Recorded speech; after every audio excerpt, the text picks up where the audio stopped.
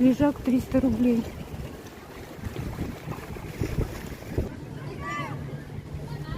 Не знаю. Люди пролезают через вот такие дыры. Там глубоко и купаются.